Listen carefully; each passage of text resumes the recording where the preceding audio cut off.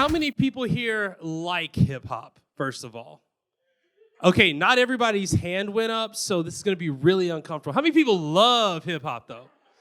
How many people were like listening to hip hop on the way here today? What were you listening to? Wow. Was not expecting Biz Markie to come out. RTJ makes an appearance in here, so I love it. I love it. So I went to a conference in Austin. And we know Austin is like not Texas, right? Austin is very not Texas.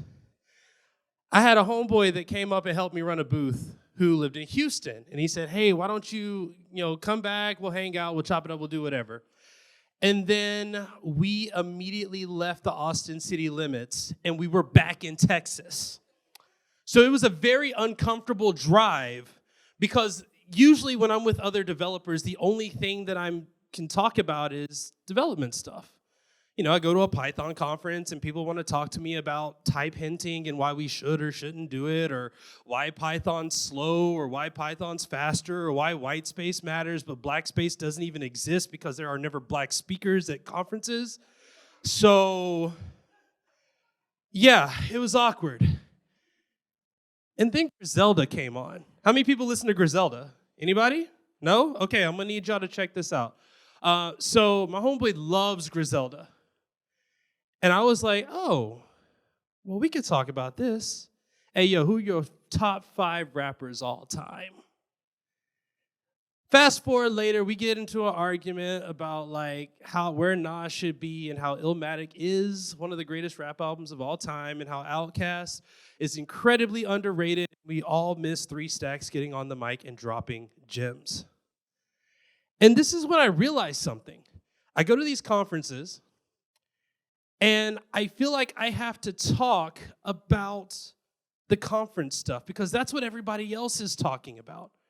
And it means that I have to like shell away this portion of who I am, what I'm into, what I like, not just hip hop, but other stuff, other types of music, other types of culture.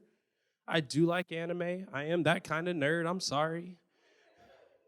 But it was really cool to be able to have this moment in time where just 2 black people were in a truck, a very lifted truck because it was Texas still. And we were able to just talk as if we weren't developers. Like we were just on the corner.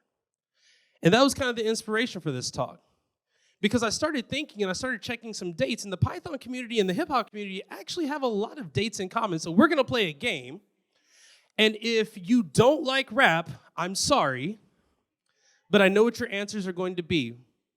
I need us to suspend reality for a second, and I am going to go through some disclaimers before we get started. Why is my mic doing this? Is it just super sensitive? Do I need to keep it close? Okay, so if they're not on the slides, it doesn't mean they're trash. It means I had something I was trying to say, and these were the artists I picked. If you don't like rap, I'm sorry. You're going to be uncomfortable for a few minutes. And obviously, we're talking about rappers. There's stuff that happens, things that get said, things that are done. I can't sit here and endorse everything that every rapper in this slide has said and or done. So if you don't like them because of something they did, don't hate me.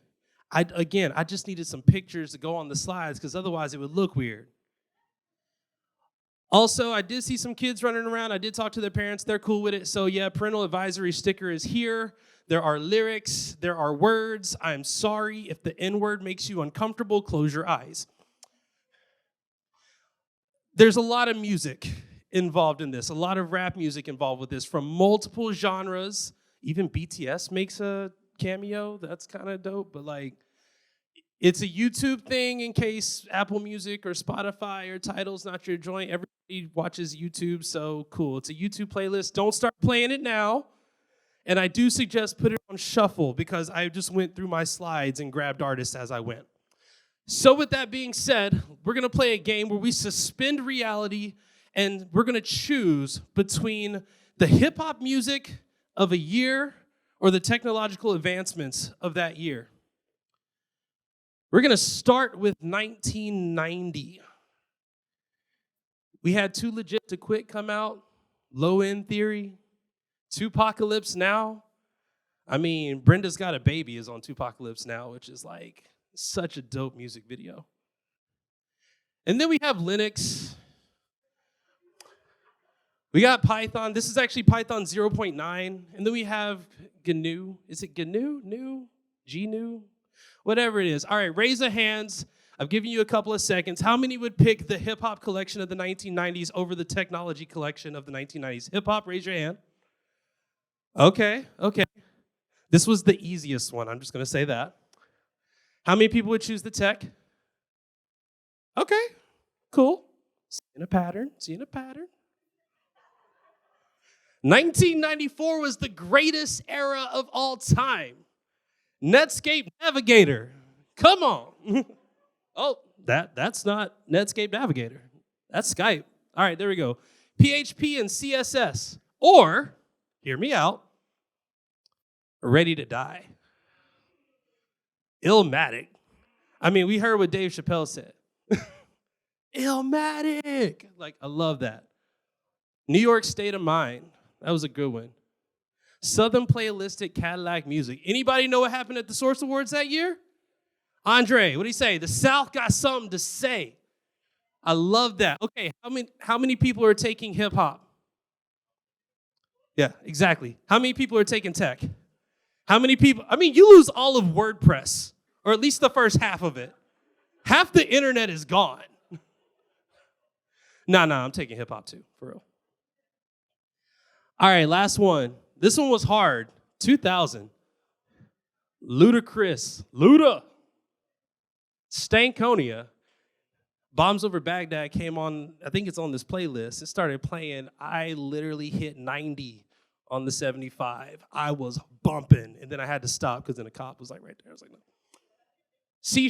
I know it's fine. The PlayStation 2. How many people here realize that the first PlayStation was actually a device that was originally set up for Nintendo? So the PlayStation 2 was like the first time of like, we are making our system. We are making a system that is designed for this environment. Python 2.0 comes out. Don't worry, we get rid of that in about 2020. Still fighting that battle. And the first ebook comes out. How many people got Audible subscriptions here? Yeah, you lose all that. It's either Ludacris or your Audible credits. It's either the Marshall Mathers LP, Cleaning Out My Closet, I Am, whatever you say I am. If I wasn't, then thank you. How many people here are picking hip hop? Oh, it's a lot closer now. People are like, ooh, I don't know, C#. How many people are picking tech? Need that PS2. I get you. So, as I mentioned, there's a lot of tech. You saw Python pop up a couple of times. We're talking about Python because I am first and foremost in the world of tech a Python developer. It'll make sense why. This is like me saying I'm a backpack rapper. You know, some people will hate me for that. Some people will love me for that. But we're going to be looking at this from the lens of hip-hop because it's really interesting to see how Python and hip-hop come together. Whether you're talking about, you know, when I was a developer, I was a developer. When I was a Python developer, I was a Pythonista. I'm a Django knot, you know. We give ourselves these funny names because we think they're cool, like, you know, MCKJ Miller, like, Let me drop lines of code. I promise I'm not going to rap. I had a joke earlier that it was like, the only rapping I do is word rap and line rap.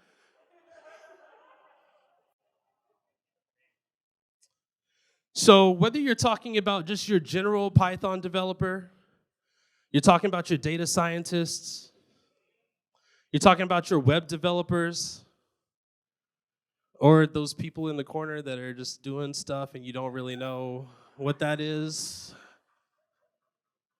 or whether you zoom in to web, the mic is still giving up on me. If you zoom into web development, you got your Flasks, your Django, your fast APIs, you got your people doing stuff, and everyone wants you to have this pick one mentality. I mean, I could pick two. Drake's not on it, I'm sorry. And of course, with developers in general, when you start to look at the entire discography of what they've done, you see this level of maturity that tends to happen over time. Not everything you're going to create will get a Grammy or whatever the tech world has for a Grammy. Shoot, I mean, one of these albums everybody will hate but you. So, but still doing it leads to progression throughout the space. And it has its influences not just in the Python community. You start seeing influences in other areas too, like fashion, like design, like architecture, whatever Anderson .Paak is doing with the two jazz artists. I love JD Beck and Domi. Like, it's so tight, but like, again, if you haven't heard half of this, it's not bad. Jelly Roll is not bad. I mean, there's like 2 songs. You know, even the world of fashion, we stake our identity into what we saw as influenced by the things that are around us. I'm an Adidas person. I'm not gonna lie. I got like 6 of them joints. Adidas and Converse. That's what I do. And the first time I heard about Adidas was my thank you. Same thing with the Python community. The only reason I stuck with Python because that's what I saw around me. So I naturally decided to make that a part of who I was.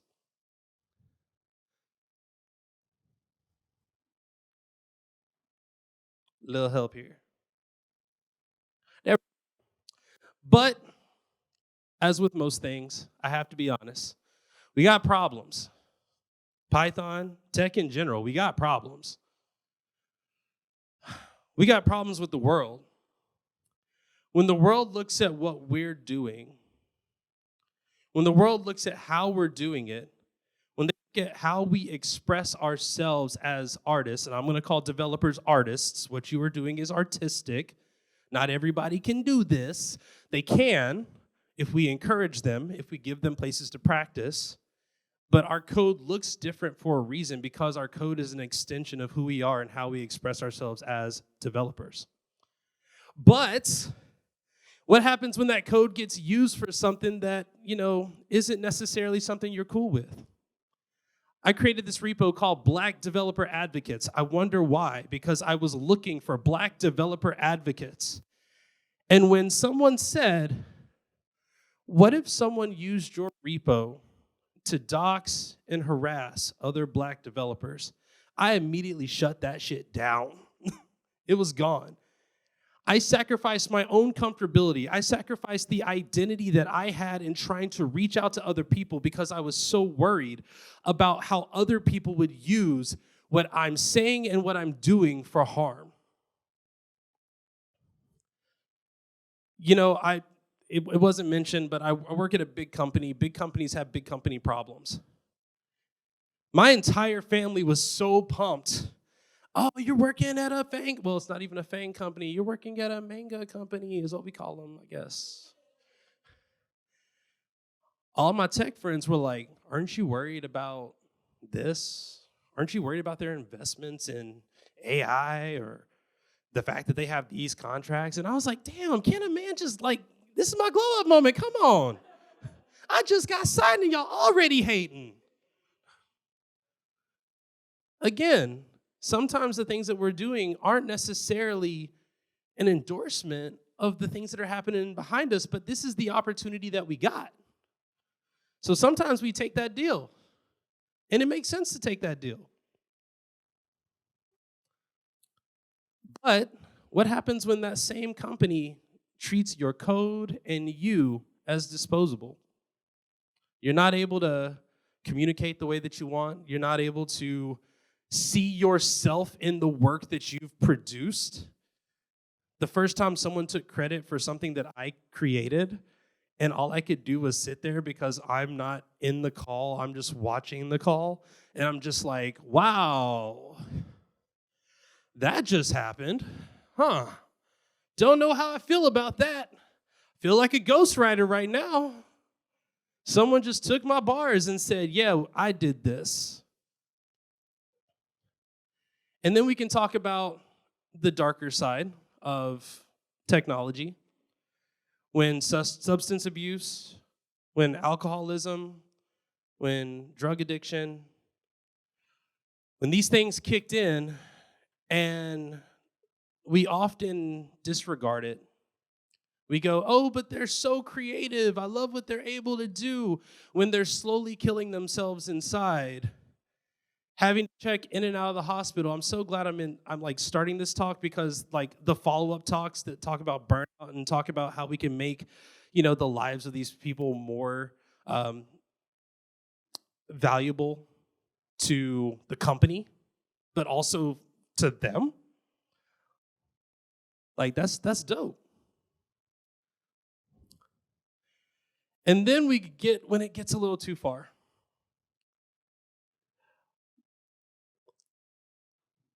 I talked about the slides with Tyler, the Creator, on here. Mac Miller, when I was like 18, was one of my favorite artists. Like straight up, had I known 2016 was going to happen, I'd have been a little upset. But like Donald Trump, the song was my shit.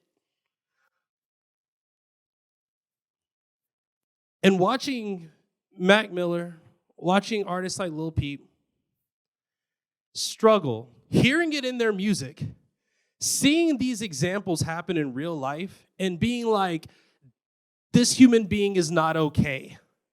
Something is clearly wrong. Thundercat did an interview with Nardwuar, and one of the most touching and heart-wrenching things that he said was, the night before Mac Miller died, the last thing I said to him was, I love you, man. I'm a military veteran. Because of that, I have lost a lot of my friends. Sadly, it's never to war. It's to mental health. It's to drug addiction. It's to no one just being in the room with them to say, I love you, man. I've lost developer friends for the same reason. Maybe they haven't lost their lives, but maybe they've left the industry. Maybe they got tired of calling for help and like nobody answered. Nobody said anything. Everyone was just like, oh, but they write good code though. Bars, I love it. Sometimes that's not enough. So this is always my little PSA. If you see somebody struggling, I love you, man. It could be enough. It could really be enough, but if you don't think it is, just say, hey, everything good? I'm seeing them commit messages, and they're starting to just be periods. Or you're just like me, and that's how you always write your commit messages. I'm just saying. So I talked about going through the slides and adding artists. This is the only artist that is not on that playlist. First of all, fuck effing Mecca. For real, though, I know we love AI. I work at Microsoft. Trust me, I know we love AI. They did not sponsor me coming to this event. I know we love AI. But some of the things that we're doing, some of the taking away of the individual expression, and trust me, I'm a Copilot user. I love me some Copilot. I got rheumatoid arthritis. I got some issues. Like, my keystrokes are numbered.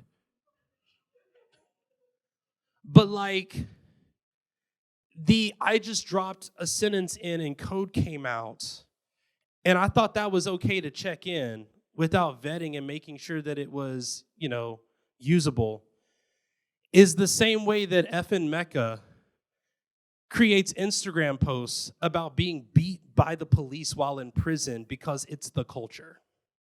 Not okay.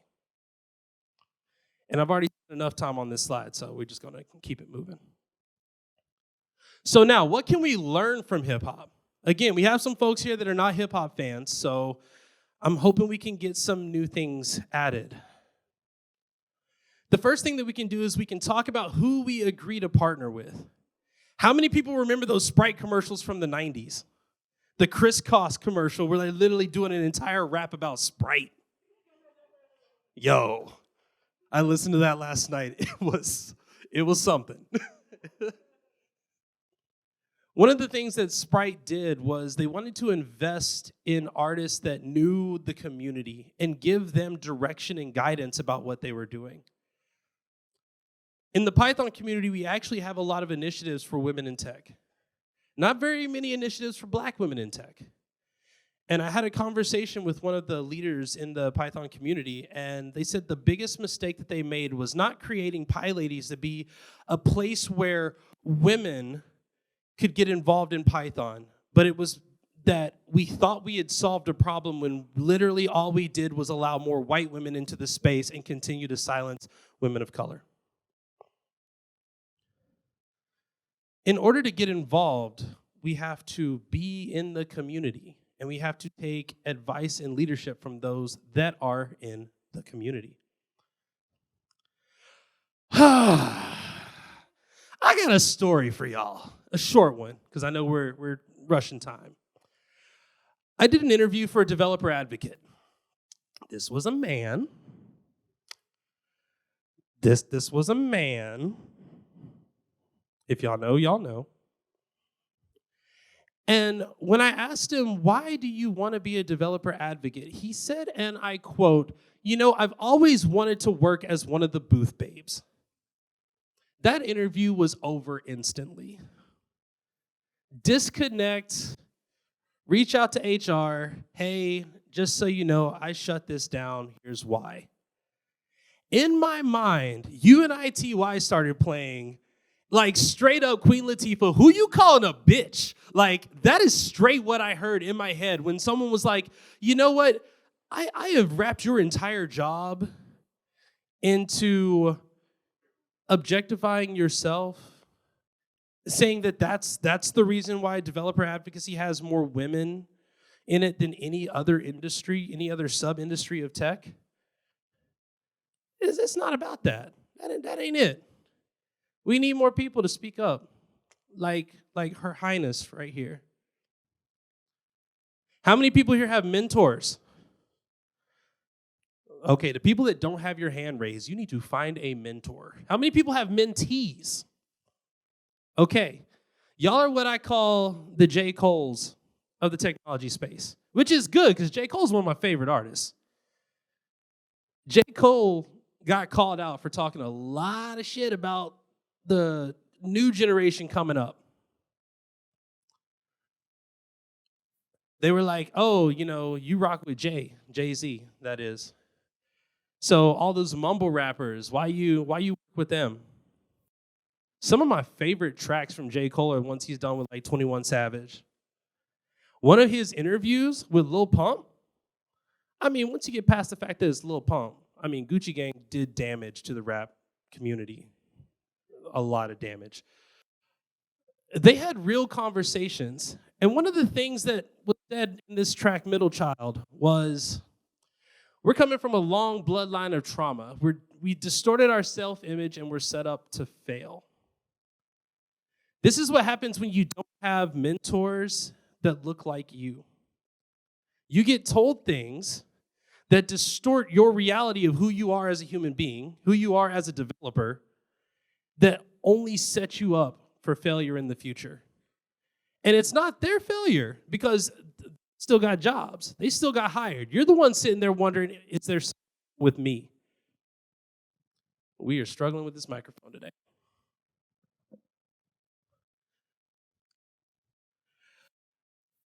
So as I mentioned before, DevRel itself, I'm happy to say, is one of the most diverse areas of the tech community.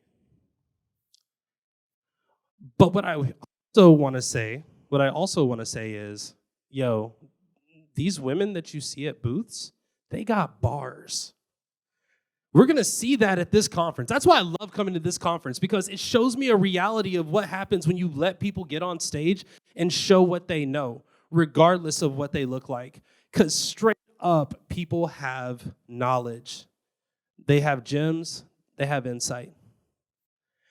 And I'm happy to say that the Python community, hold on, mic substitution. How about this one? Okay, we're gonna try this one now. Let's see. I'm happy to say that the Python community is working on this as well. On the screen are some of the leaders of the Python community, including their executive director, the executive director of the Python Software Foundation, Deb Nicholson, the former chair of the Python Software Foundation, Marlene Mangami from Zimbabwe. Also, one of my work besties, my colleague, and the current PSF chair, Don Wages. My mentor, Carol Willing, who's doing a ton of work for the data science community. We also have Marietta, we have Denny, we have Georgie, and we have Abby. This is the leadership of the Python community. This makes up a large portion of what our Python leadership looks like.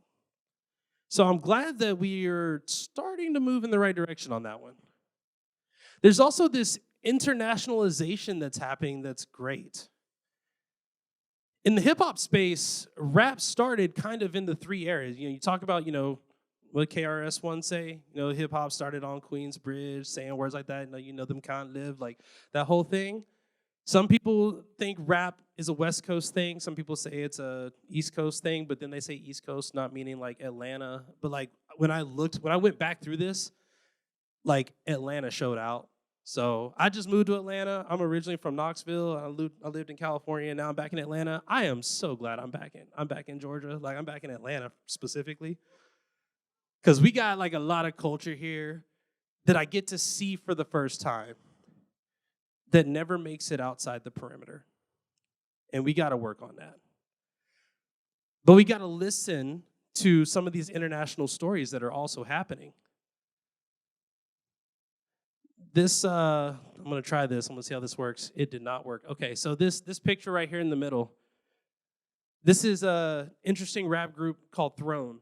They're an indigenous rap group, so people who are originally from America, like originally from America.